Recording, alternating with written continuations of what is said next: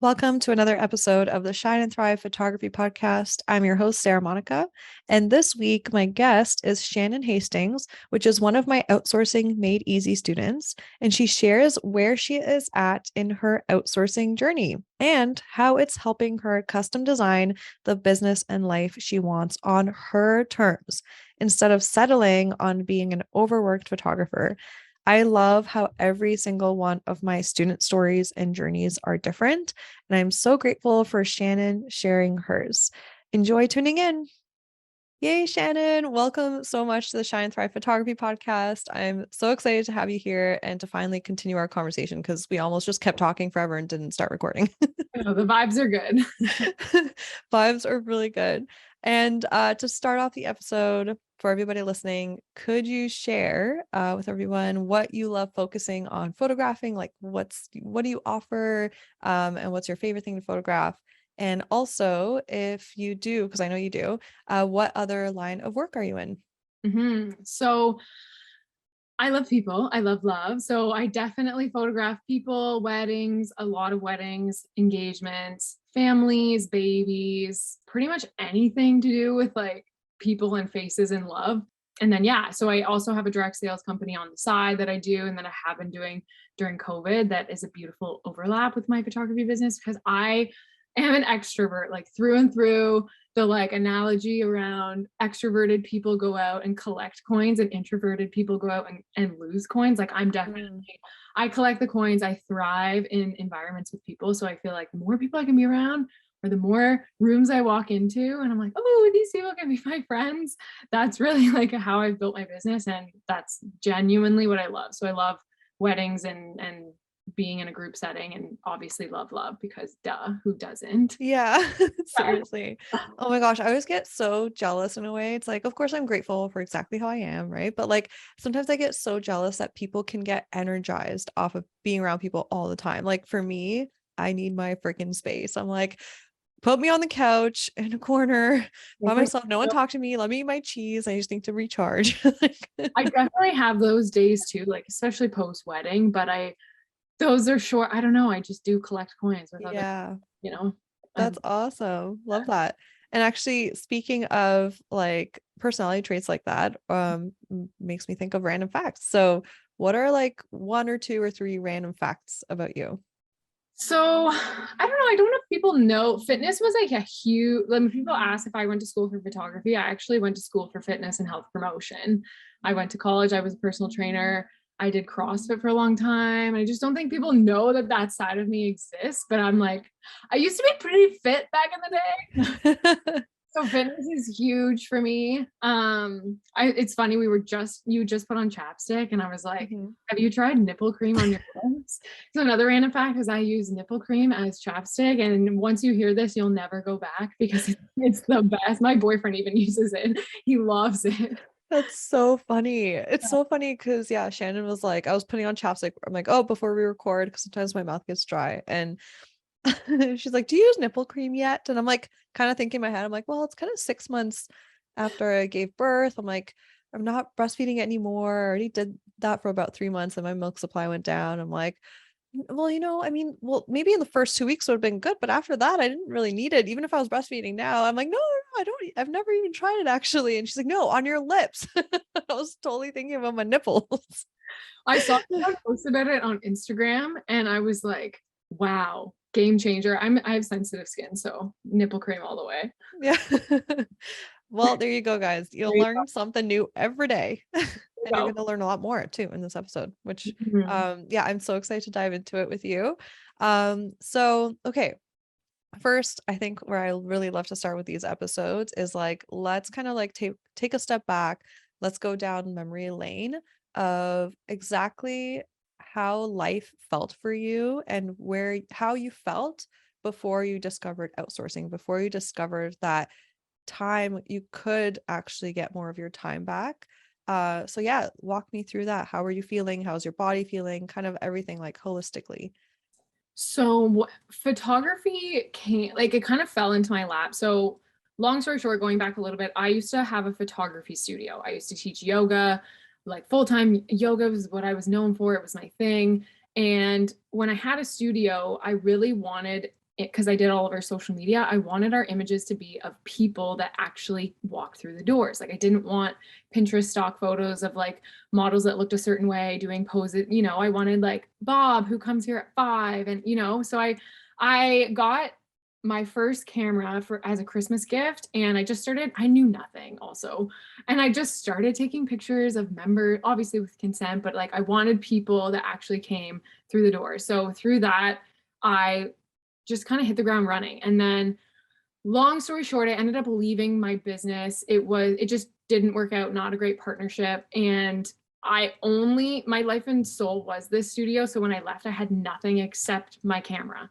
So I had to kind of just start messy and just start going. So I put it out there that I was doing family photo shoots, branding. A lot of my friends had side hustles. Like I used to work at Lululemon also. So I feel like everybody had something going on the side. Mm-hmm. So I started to put it out there. And I feel like when I look back now, I was in like survival mode for a really long time. So I didn't even have enough time to come up for air to think about, okay, what do I want for my future? Because just so many things had happened.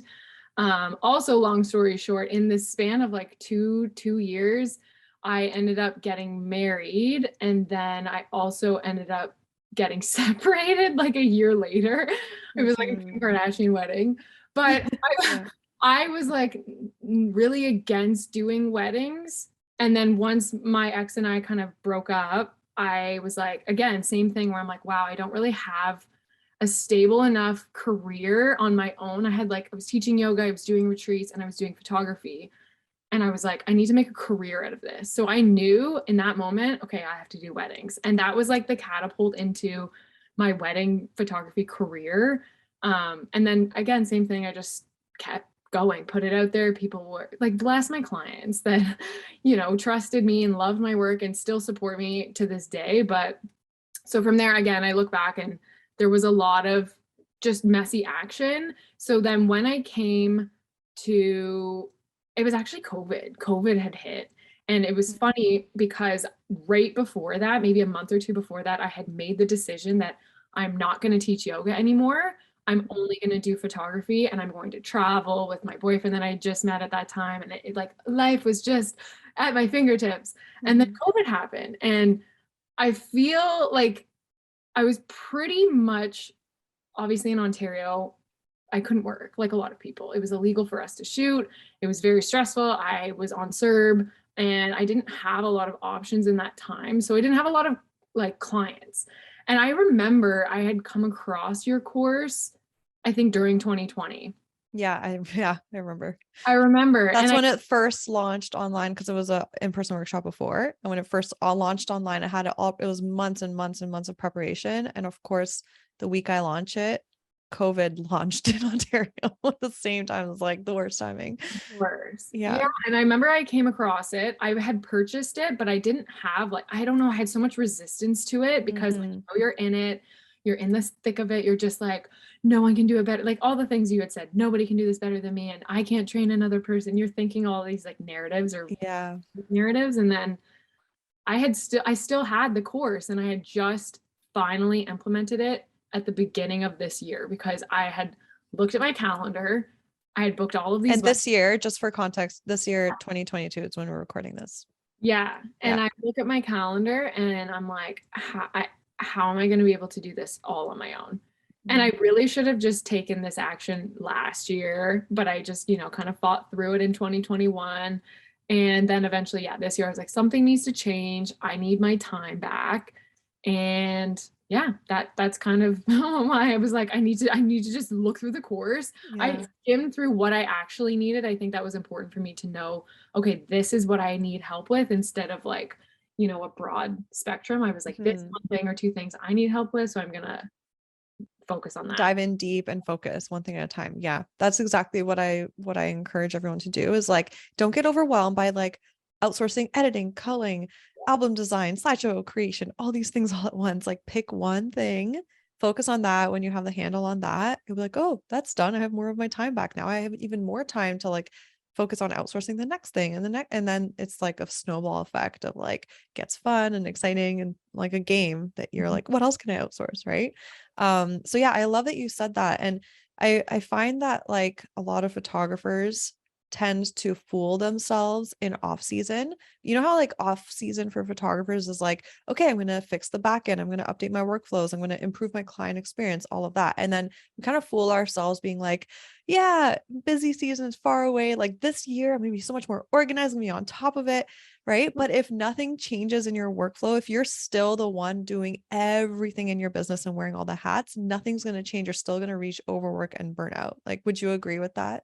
Absolutely. And when you're looking at your calendar thinking, how am I going to do all of this? I was like, I should have done this before, but now, I just don't want to feel like that again. You don't want to feel like you're out of control in your own business, but obviously there was a lot of makeup, there was a lot of reschedules, a lot of influx. There's a huge influx. All wedding photographers in general probably feel it, know it. There's a huge influx of COVID weddings, but then also people like that got engaged this year, last year, so Yeah. there's a lot. Yeah. Actually, so did you hit a moment of, because everyone's story is so different, right? Some photographers hit that like overwork and burnout where they experience it in the season. They're like, oh my God, I didn't know it could get this bad. I don't want to get like that again. Or some are more proactive and think ahead and they're like, well, if I continue to do everything myself, I'm actually going to hit burnout. So I'm going to be proactive and make sure I don't get there. So part of your story, like back last year in 2021, did you experience overwork and burnout during this busy season? Yeah, for sure. And even in 2020, I and in 2021, October comes around and I'm like done. I'm burnt Yeah. out. My back gets like thrown out. You're just, and I started to see the pattern. So I knew, okay, how can I start to implement or make a plan? Because for us, like if I'm thinking ahead the next 2 years or 3 years, 5 years, how can I grow a family and still be working this Yeah. or it's just you start to think about stuff like that and how to supplement your income and basically just how to get your like freedom and time freedom. And I think a lot of people having time, let's say off during COVID, it was like a big mirror of what do I want my life to look like? What do I want to be doing? What do I not want to be doing? And I saw it. I was like, I can't be working as much as I am if I have a family. So I need to figure something out. And that's outsourcing. That's like asking for help. Yeah. I love that you said that. It was like a mirror. I totally agree. It gave me chills. Yeah. There's a couple, actually one random fact that I don't know if you're into numerology at all. But collectively as a whole, this year is the year 6, and it's actually the theme is family and relationships. So we are drawn to collectively, every human is somehow drawn to figure out how to have that more time freedom with their family, friends, themselves, and have more abundance of those experiences in their life instead of the hustle, hustle, go, go, not rested enough, all that stuff, right? Yeah. Fun fact, so we also have, each of us have a personal number in numerology. And my personal number, and it goes in cycles of 9. So after a 9-year cycle, you start back at the number 1. So it's 1, 2, 3, 4, 5, 6, 7, 8, 9. And I'm currently in my year 6. So and the way you figure it out, you can literally, for those of you listening, you could Google personal year, how to calculate it. And then you could find out your personal year number and then read about where you are. But I'm always in sync with the collective, which is pretty cool because I only have to remember one number a year. But yeah, about family and relationships. And it's like, what are the chances that this year I have a baby? This year, I finally got my business to a place where I can work part-time hours, be on part-time mat leave that I just gave myself for my own money. I didn't have to go to the government and be like, hey, can I go on EI now or anything? No, like my own money that I saved up because I strategized.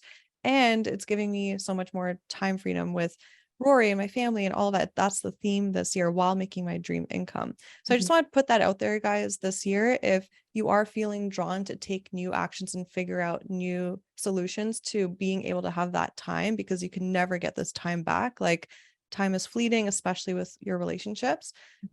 Just maybe take this as a sign as well.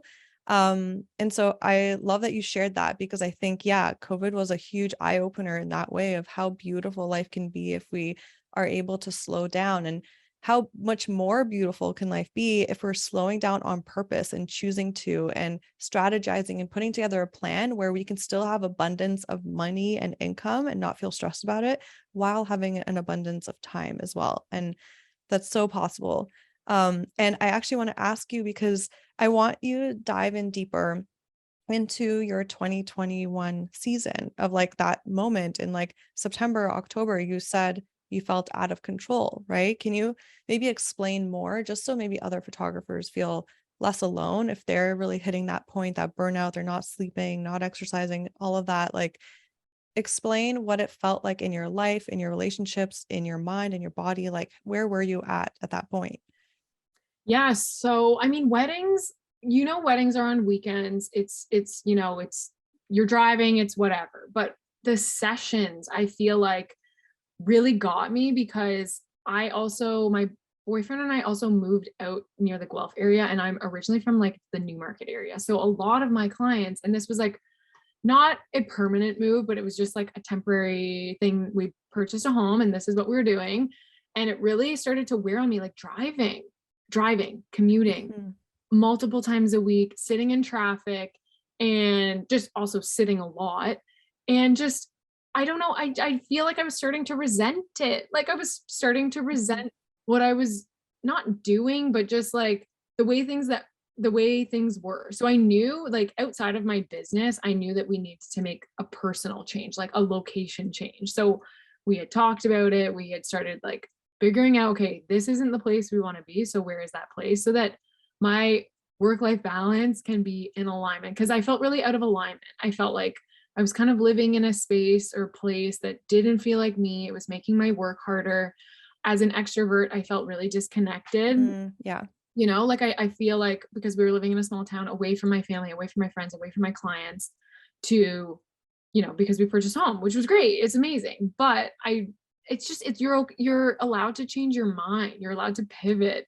So by the end of that season, when I was like so burnt out, like it's such a weird, and I feel like people need to talk about this, especially photographers, because we're in like this amazing line of work, and it's the greatest career and job ever.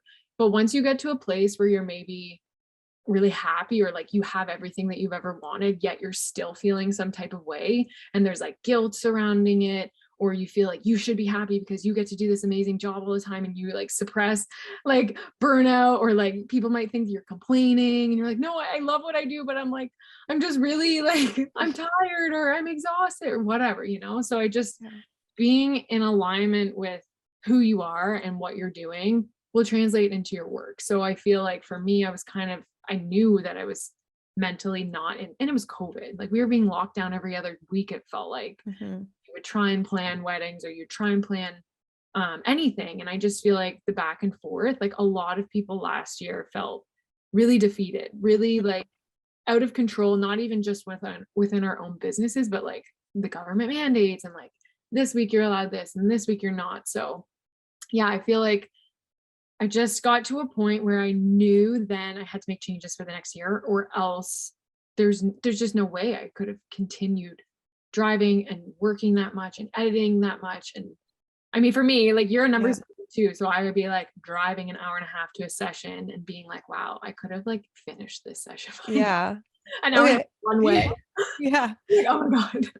And how about your like at home work, like you working in your office, right? Like, what did that look like? Like you mentioned, you were like, I felt like I was always sitting, right? Like, how long were your days during like the season? And maybe actually paint us a picture. Do you know on average how many weddings you had in 2021, and then how many sessions? I know you might not know it off the top of your head, but like guesstimation. I want to say, like, I don't know because I only know this year, but I Hmm. want to say, like, I get an influx in the fall. Like, people want to do fall family pictures. I had a lot of family photo shoots, and I want to say averaging between 15 to 20 sessions Yeah. between months of like, I mean, August, September, October. It's just such a big, yeah, you get such a big Yeah. influx. And obviously, weddings, I try not to take more than one wedding a weekend. And I don't think I'll even. So you're saying 15 or 20 sessions, like August, September, October. And Yeah. then in general, last year, do you know how many weddings you had? Like, you No, I can just guess. don't. Like, is it like a 10? Is it 15? Is it 30? Is it like a, Probably closer to 15. Because okay. this year I have 25. Okay. Okay. Yeah. Awesome. Okay. So perfect. So you kind of were able to take the amount of bookings you had and you saw how much time it was taking away from like Mhm. your life. And like on average, like let's say from like August to October, let's just say, in those days, like how much were you working from home, like outside of shooting, like how many hours at a time were you sitting at your desk? Like, and how many days? Well, I feel Again, a like, guesstimate. yeah, every single day you're up in your office, you're doing something. I feel Yeah. like on average between culling and editing, let's say it was like an hour and a half, like family session or engagement or whatever, it could take anywhere from like 3 to 4 hours, let's say, to edit, Mhm. cull and edit that session. And if I had like 20, Yeah. I was sitting at my computer pretty much all day. Another random fact about me is even though I am severely booked, I am pretty specific when it comes to my bedtime routine. Like I don't Yeah. love editing at night. So Hmm. I would try and like shut off my workday also for peace of mind and lifestyle. Like I wanted to cook dinner. So I would try Yeah. to have office hours from probably like 9 or 10 to like 4.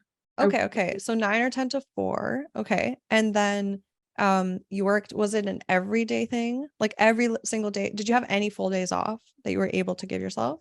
probably. Yeah. Like I'm not that wild. I'm like, if I need a day off, I will take a day off. Like I would schedule in me time and yeah. Awesome. So are you kind of like, because I'm trying to understand if you hit that like burnout Mhm. point or overwork in your business, or you're kind of at the edge and you're like, if I don't change something in 2022 because I have more bookings, I will hit it and I don't want to hit it. Is that what you're saying you were where you were at? I feel like because I burnt out so much in the past that I feel Yeah. like I can't let myself get to that point anymore. Like I'm Yeah. quite aware. Like in 2020, I definitely burnt out because I did a series of Christmas minis, which I'm like, oh my God, I'll never Yeah. do this again. But I feel like I burnt out so many times before teaching yoga and like obviously doing all of that. So no, I don't let myself get there anymore. But Okay, awesome. I was teetering. I was teetering for sure. Got it. Okay, so you were like, yeah, you're being more proactive because you've had experience of burnout before. Okay, that's awesome. That's really good to know. Um, and I'm curious, like, what, w- like, when you first decided to outsource, actually, let's just go into this year, right? Because you're like, beginning of this year, I knew I had so many bookings. I want to be proactive, right? Like, where did you start? What are you currently outsourcing? Yeah, let us know where you're there with that. So I remember going into your course and I was like, okay, I need help. Like, I don't enjoy culling. I don't enjoy it. I feel like I have ADHD tendencies. So for me to sit still doing one thing, one task for an extended period of time, I noticed over the past 4 years that I'm like, yeah, it's actually the one thing I don't love.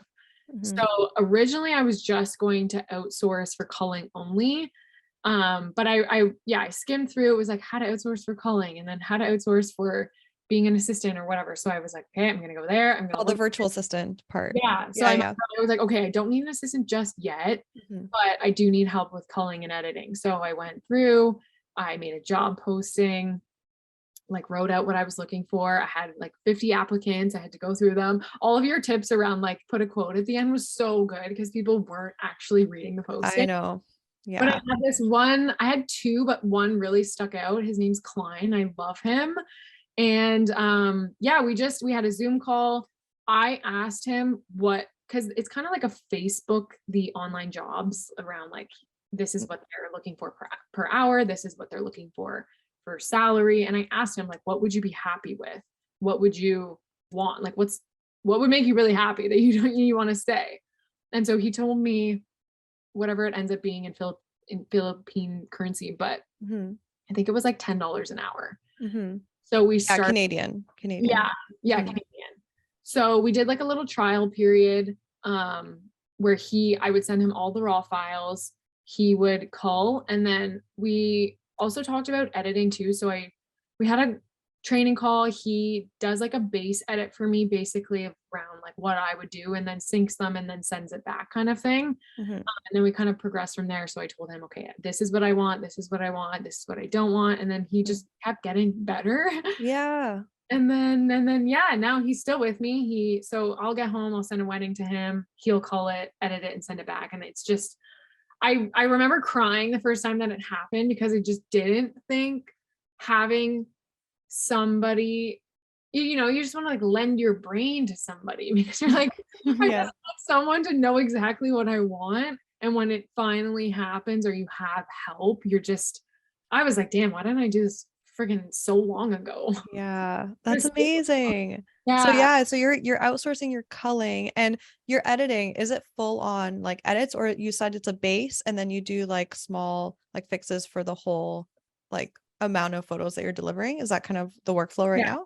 Okay, Yes. perfect. Yeah, he'll send it back, and I'll like, we've talked about straightening and what like specific things that I would do and why. And then he sends them back, and I basically just go through and make sure it's all good. And I might add certain things, or Yeah.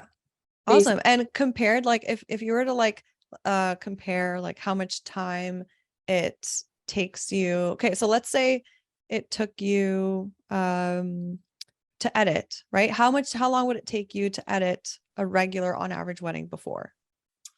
just edit. I Yeah. feel like, depending on the amount of images, obviously. Yeah. I feel like I'm Just like a little bit, average. like sometimes I'm even two, depending on lighting or what's happening. Like obviously in a dreamland, if it was all outside and it was overcast, Yeah. you know. But sometimes it would take me 2 full days. I would say like 15 hours. 10 hours sometimes, depending. Okay, perfect. Yeah. And then now with him helping with that, guesstimation on average, how much time are you now spending on editing per wedding? Like, let's say it took you 15 hours, and that's a worst case scenario, maybe, let's say, right?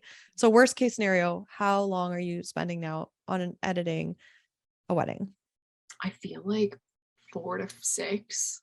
Oh my Like gosh, that's incredible. I like cut it in Yeah. half for sure. Yeah. And that's amazing. Yeah. And it's so crazy because like for me, like the workflow that I teach in OMI, I mean, I have it down to like, because I'm obsessed with efficiency. So I'm like, I have it down to like, for me, it takes me about an hour to an hour and a half per wedding now. Right. And I used to be at that like 3 to 4 hour mark, but I've figured out like these like steps and all of that. And so this is Shannon literally like first year. She's only maybe what 6 months into implementing what she's learning in OMI, and you're already seeing a 50% decrease in your editing. That's the bulk of our freaking work, right?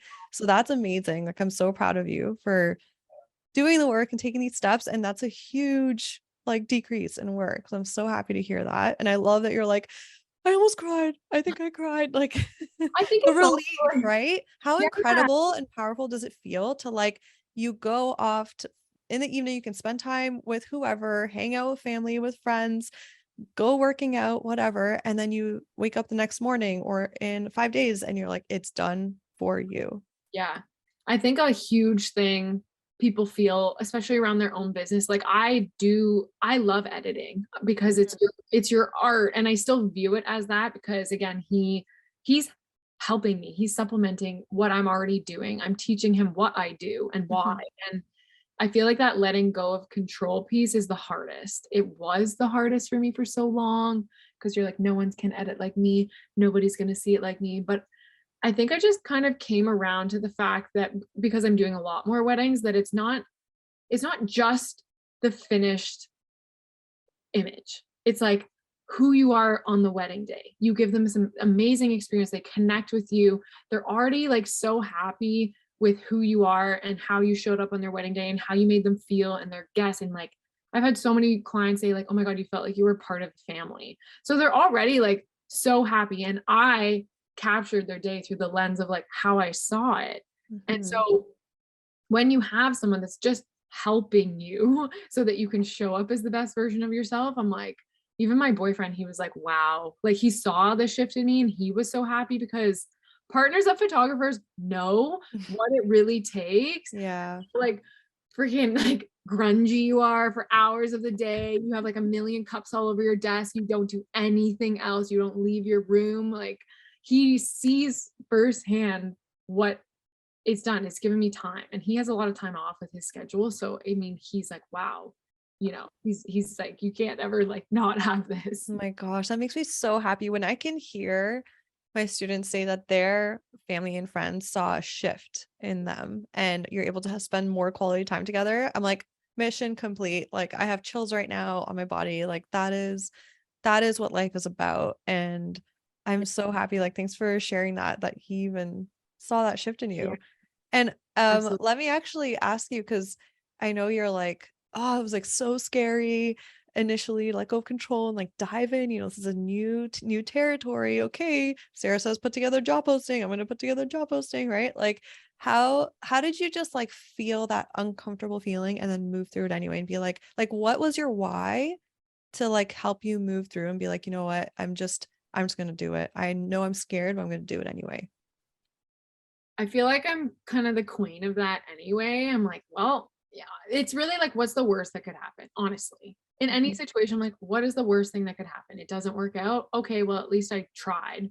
But I was desperate. Like I was desperate for support. And I think I read this article actually. Do you know the bathing suit brand 437? They're from Toronto. Mm-mm. It's a pretty big bathing suit brand. They've expanded now, but it's two girls from Toronto, and there was like an article written on them, and I read it, and that actually was the moment where I'm like, you know what, I just need to do this. And then they said they had been struggling in their business for X year, and then they made the decision to outsource. And they had to hire people, like they went through this whole process, and like they used some business anyway. And I remember reading it, and it was like a light bulb moment for me because they had written in it that every business owner that is at that next level will tell you that you do need to outsource. You do need Yeah. help. You do. And I think I was just resisting change because again, like we create this narrative, but eventually you just get to this point where you're like, I want to get to the next level. Like I want to be shooting massive, like not massive weddings, but like having like, I want to be traveling the world. I want to be like, I want my work to be so much better. Like, you know what I mean? I just was Yeah, you like, want to have the time and energy for that to get there. I was drinking the Kool-Aid of my own business. I'm like, we can do this, Shannon. Like we can. I just wanted bigger. I wanted to do more. I wanted to reach the next level. And I knew me sitting in my attic or my basement or whatever, Mhm.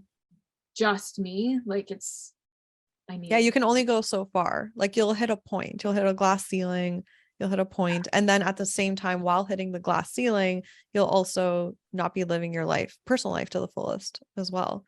Yeah. Yeah. So I love that you recognize that. And it's so true. It's like, if you think about it, it's so funny because us photographers, for some reason, I totally believe this too before I started outsourcing. I was like, nobody can do everything like I can. I offer a boutique experience. I have to do everything myself for me to have full control for the experience, for people to trust me and love working with me. And I'm like, but if you really think about it, think Yeah. about all the businesses in the world, all of them, the ones that are big, big, big ass businesses, and then the Mhm. ones that are smaller boutique experiences, maybe in Toronto, that like boutique shop you'll have to go to, they definitely have employees helping them working. They Mhm. can't be in that shop the whole time it's open, 12 to 14 hours a day, doing everything, and then going home and then still having to work on the back end of the business, not just operating the shop, and then maybe having a sliver for family time, maybe working out, maybe like Yeah. it's like, why is it okay in the photography industry? And it's like a running joke too. I don't know if you experience this, but photographers would be like, and I used to say this too, photographer meetups in the winter. It's like, oh, so how was your summer? I'm like, well, non-existent. This is what winter is here for us. Like we get to finally hang out. And then the last meetup of the winter, everybody be like, we'll see you next winter. Like no Right. social life. Haha. Or like they always say, oh yeah, I always tell my family and friends, like I'm not available in the summer. So I'll see them in the winter. And it's like, you're cutting out like so much, we're cutting out so much of our lives that way, right? I used to do that too. Um, yeah, it boggles my mind of like how we just weren't taught. Like, it's like seems okay in the industry to do that. And that's why I'm like so passionate about being like, hey, like it's okay. You can get help. You can train someone to do something like you. Mhm. And actually I'm curious to ask you about like, as I know a lot of photographers have the fear around letting go of money around this, right? So how did you feel? Maybe I'll ask, how do you feel now about making that investment in your business? Like every time you pay Klein, Yeah, how do you feel? Like, I love him. I love that name, by the way, I Klein. I'm like, that's the cutest name. He's also amazing. And I feel like I've been in business for a long time and I know that you need to spend money to make money. Like I'm not afraid to invest in my business. I am not afraid. And like, especially when you know that it's a good investment into your business, that it's going to pay you back. I know investing in him and his help and his support, one is giving him the ability to work remotely. Like he is so happy. He's expressed that he's very happy that he can work remotely. He told me that he's taking this week off to go connect in nature because he hasn't done that in 2 years. Like it's like there's a real Oh, human behind this yeah. on both ends. And we both, I think he's also a photographer, so he understands what it's like. And I feel I feel happy that I can provide him to have a living, like a good living in the Philippines where he can have work-life balance and I can also have the same thing. Yes. It's Oh, like it's such a beautiful give and yeah. take. Like, I know he's helping me give me more time. If I have more time, I can shoot more or I can spend time with my family or again, have Hmm. work-life balance. It's like you said, kind of seems like non-existent for photographers in the summer, in the Ontario summers. But yeah, I know it's a good investment. It's only gonna grow. Like I know now that I'm only going to outsource more. I need an Yeah. assistant. I do need somebody to help me with a lot of other things. And I am like in the talks with people that will help me. And no, it's good. It's growth. And every Yeah. business owner will tell you like you can't be working in your business 12 to 14 hours a day. You need time to work on it. And that's where I was like, okay, I feel like I'm Yeah. pulled. So Yeah. And the fascinating thing is, I don't know if you relate to this, but if you think about like just us going to school, elementary school, then high school, and then if you went to like college, university, whatever, I feel like we're just consistently taught how to be employees, mhm. how to get a job. We're not taught how to start a business, how to run a business. We don't get taught how to be an entrepreneur.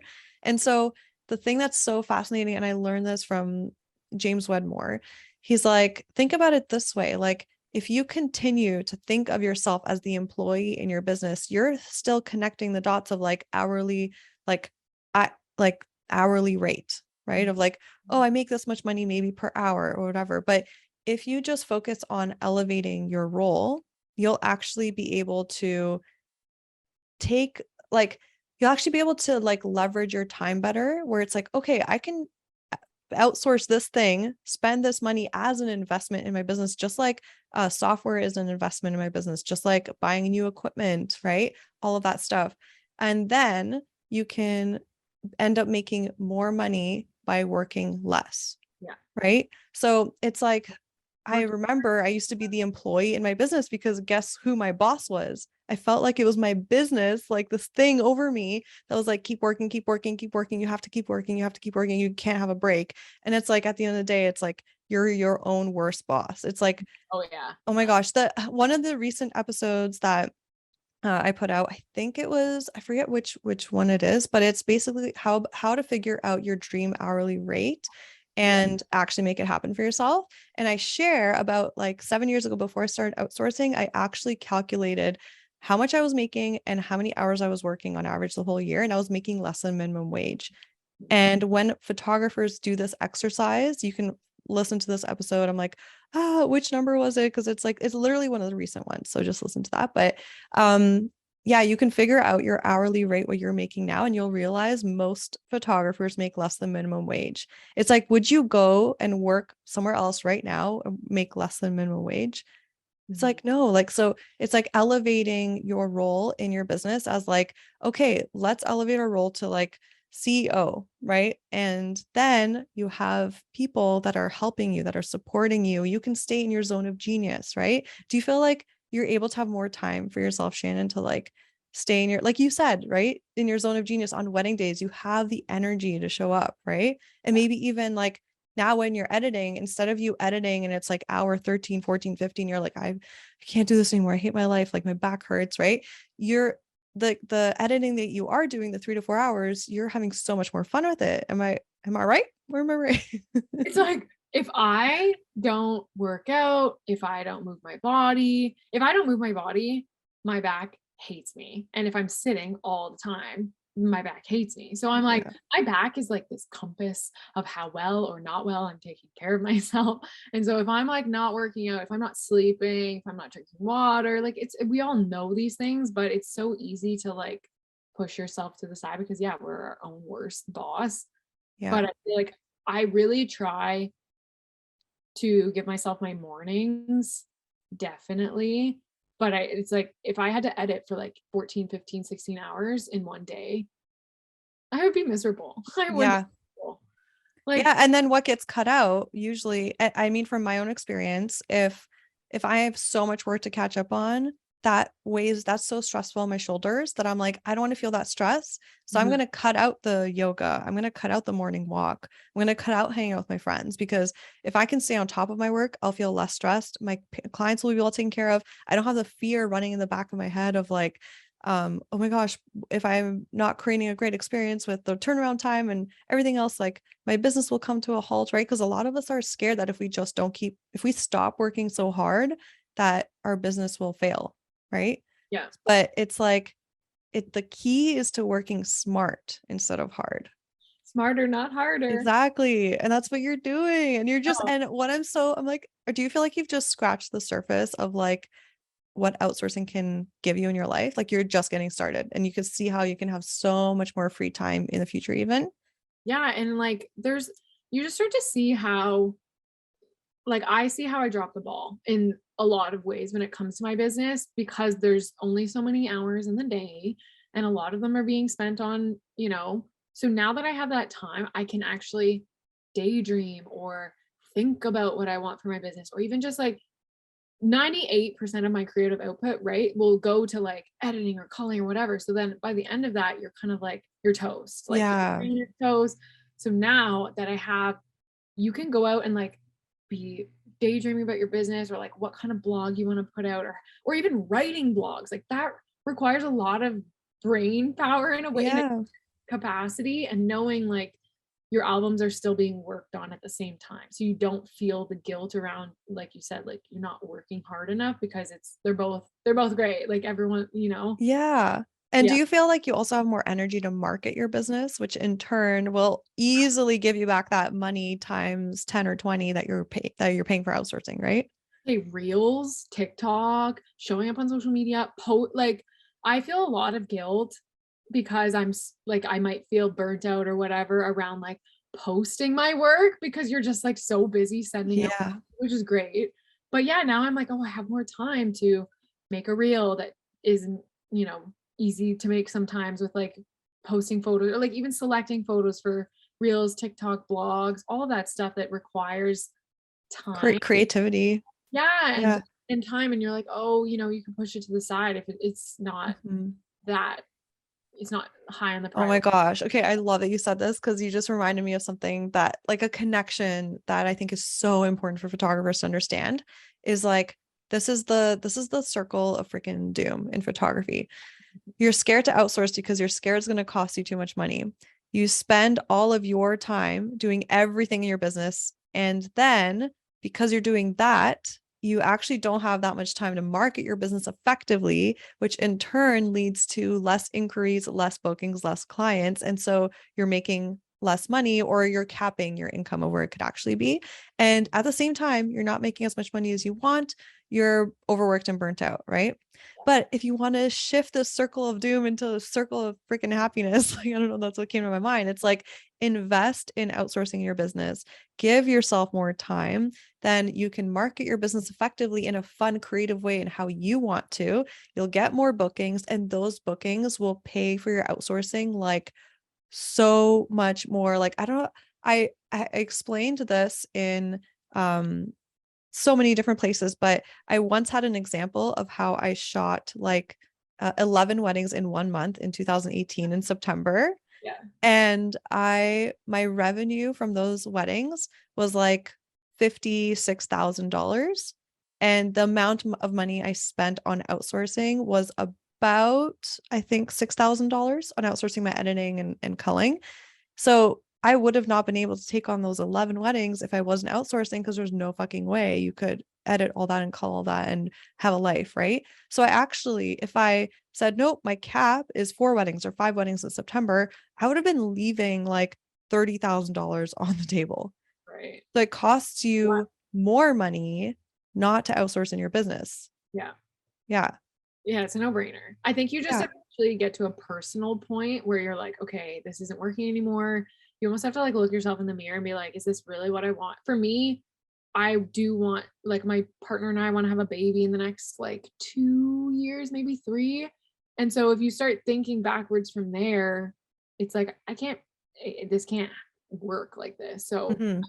I have to get some systems set in place for me to be able to do that. Like, Yeah. I'm so excited for you because that's totally doable. Oh my God. You're going to be able to like make your full-time income as as an entrepreneur yeah, and give yourself as much maternity leave as you want. right. Like, Like that's the yeah. goal Yeah. because we don't Oh, get that's yeah, exactly. Yeah. leave. I love that you're thinking of this too, because that's what I did. I thought of it in the future proactively and I made a plan and I just freaking executed. And now I'm here It's living it.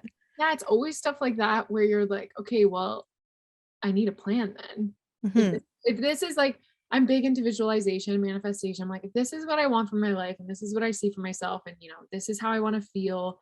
Obviously, we need money to not feel stressed and to live a certain lifestyle. How am I going to work backwards from there and actually still make that money if I'm not like working as much as I am, or in my mind thinking like I'm not working, Yeah. but you're like, you can do it all. Yeah. Yeah. So I yeah, love that you have that mindset and that's like helping you on your journey so much. And you sharing that as well, I think will like open up people's like brains to be like, ooh, that's actually true. Like I can just put together a plan and, like reverse engineer what you really want. yeah. And I'm wondering actually, like, so if there's a photographer right now listening to this and they're like, oh, I want to try outsourcing, but our brain is so like we have these beliefs, these limiting beliefs in our mind, like it's going to be too hard, it's going to take me too much time, it's going to take too much money, or no one can do it as well as I can, like I'm too much of a perfectionist, right? All those stories that both you and I had before we crossed the border into like outsourcing land and what it can do for you, right? Like for someone sitting there with those feelings and they're so valid and those thoughts, they're so valid, like what advice would you give them to be able to like do this for themselves, be able to like move through that and treat themselves and take care of themselves in this way? Um, yeah, and even joining Outsourcing Made Easy, what advice would you have for them? Again, I think I would ask myself, like, what is the worst thing that could happen? And also remembering that you have the final say of what you're sending to your clients. It's not like your outsourcer or assistant Yeah, yeah. sending it to them. So I feel like you don't know until you try. So with Klein, he's so smart. Like I've learned so much from him because he's so technical and he's been doing photography and videography for a long time. So we've learned a lot together. So I feel like if you put out the job posting and you just kind of see how it goes, see who inquires, put the quote in, because I got a lot of applicants that like didn't read the job posting and I knew they weren't going to be a good fit.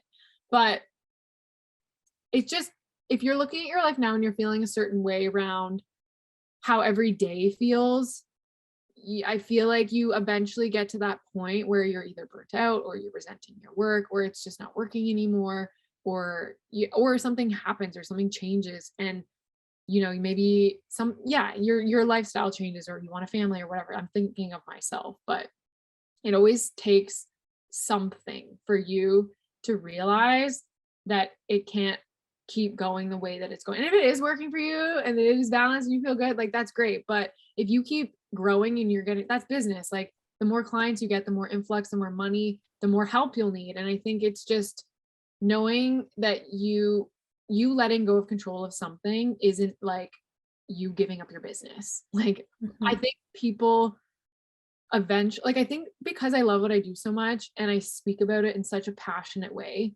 that people want a piece of that. Like people want to be attached to that name or me or the way I speak about the business or the photos. Like people want a piece of what you have because you're so happy doing what you're doing. Like people gravitate toward you because you're an energetic, pull. So if you're not happy, or you're like stressed, or you don't want to promote your business, or you don't want to promote your work because you're afraid of the influx of inquiries that you'll get, like we've all, it's just kind of like, well, what's the worst thing that could happen? Like you just stop promoting your work and stop getting clients because you're kind of feeling a certain way about it, or you put it out there, see how it goes, and train this person. Like for me, I'm like, it's the off season, let's say off season, it's less busy coming up. So I feel like client and I can actually sit down and be like, oh, well, this is what I want, or this is what I would do moving forward, and actually have more one-on-one time. But yeah, I just feel like what's the worst thing that can happen? Honestly, you have the final say. Yeah. And actually, I would also ask, what's the best thing that can happen? Yeah. Yeah. Right. Like, yeah, what's the best case scenario? And like, if you can dream it, if it's a dream in your mind and you visualize it, that means you want it. It's like a compass, right? So like, actually, just for fun, like maybe Shannon, what is the best case scenario for you with like your work-life harmony that you dream of getting to? Like maybe a week, like what does a week in the life of that look like for you? What is the best case scenario that, outsourcing in your business could give you that?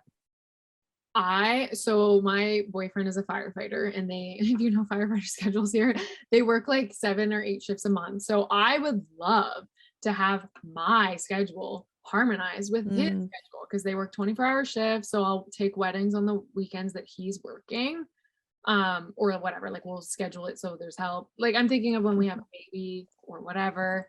But yeah, I think just work-life balance around, I still do all the things that make me happy. My mornings are mine for my family. I'm present. Present is huge for me. Yeah.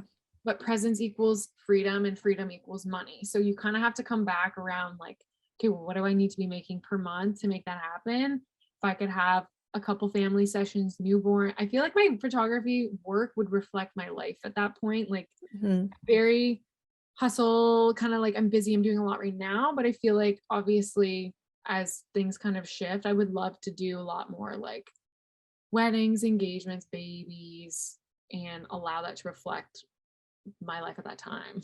Yeah. Having more time with my family. That's it. I know, right? It doesn't always boil down to that. It's time. Freedom. Absolutely. Don't you actually find, because I find it so cool, like there's so many different freedoms we can have. Like we can have time freedom, mind freedom, financial freedom, creative freedom, like so much. And outsourcing literally is the key to all of those. And don't you find that as soon as you have more time freedom, you have more mind freedom automatically? And it's like it's just so much clearer and calmer. And as much as people say like money doesn't buy happiness, like, okay, but it does buy freedom. Like, yes, it creates opportunity for you to not be focusing on whatever that is. Like financial stress is huge. So I feel like if you're constantly stressing about that in your business, ideally we can like find a way that makes it work. So you have more freedom, not stressing about money. And, I feel like creative freedom, time freedom, financial freedom, obviously it all revolves around time, which is money. It's like, yeah, I know. triangle. And you have to, and it's so funny because you actually have to put your money on the line in a way. You have to like make that investment for you to buy more of your time back, so that with that extra time you have, you can use it more wisely, maybe shoot a little bit more, which will give you even more money than you actually spent on the outsourcing. Right. So it's this like, it's connected. You have to buy your time back in order to get more time and get more money back. Yeah. It's literally an investment. It's like you investing in a guaranteed pretty much like stock or real estate purchase, where you're like, if I spend the money here and I use my mind wisely on how to renovate this house and sell it for more, like that is exactly what happens when you outsource in your photography business. And like living in abundance, I feel like that's huge. Like I feel like you have to be open and willing to receive in your business, because if you have an abundance mindset and knowing investing in yourself and your business, both financially and whatever creatively, or it's just going to pay off. It will Yes. Yes. Yeah. Oh my gosh. Thank you so much, Shannon, for sharing everything. Like, I know so many photographers are going to relate to so many things you said in your story. And yeah, and I'm really excited to like already feel that like sense of relief from you this season, only about like what 5 or 6 months into implementing so far what you've learned and like scratching the surface. And yeah, I cannot wait to keep up with you and see what evolves and when you get your assistant and all that kind of stuff. And yeah, catch up on how much more time freedom you'll have. So yeah, thank you so much, Shannon. And before you go, where can everybody connect with you, find you if they want to? So very active on Instagram as per everyone, but my Instagram handle is SNL. So it's ESS.AND.ELLE. My name is Shannon Lee Hastings, but I didn't want that to be my photography name. So I took the S and the L and I made it SNL. Oh, nice. Like Saturday Night Live, people. Yeah. So Good thing you didn't say S&M. SNL, yeah, imagine. Wait, I'm like, what does that stand for again? Because I know what it is, but I'm like, I what don't does it stand for? Okay, I'm Googling it. S and M stand for. That's what I literally wrote it into Google. Is that the right thing? SNL. Oh, what? Oh, sadism and masochism. Okay. Yeah. It's oh, gratification, especially sexual, gained through inflicting and receiving pain. There you go. For those of you that are into that, Okay. awesome. And you would know that. And I didn't. And now I'm like, oh shit, people probably know that I'm not into but that's all good. That stuff fascinates me so much. I'm always like, this is such a side tangent. I'm like, what creates our desires, like our sexual desires? Like, where does it come from? Everyone has such a different range of them. And I find it also cool and also fascinating. And I'm like, oh, you like that? Yeah, you do you. Absolutely. It's my mind is so dirty. It's so funny. I'm like, oh, you're like SNL. I'm like, I think of S&M, even though I'm not into it. Like, how does I ever What does even that think of mean? that? Oh my gosh. Awesome. Well, that was a fun way to end the episode. Yeah. Thank you again so much, Shannon. Thank you. I hope you enjoyed this episode with Shannon sharing where she is on her outsourcing journey and in her photography business now, and how her quality of life is shifting simply by taking action and implementing what she learned in Outsourcing Made Easy.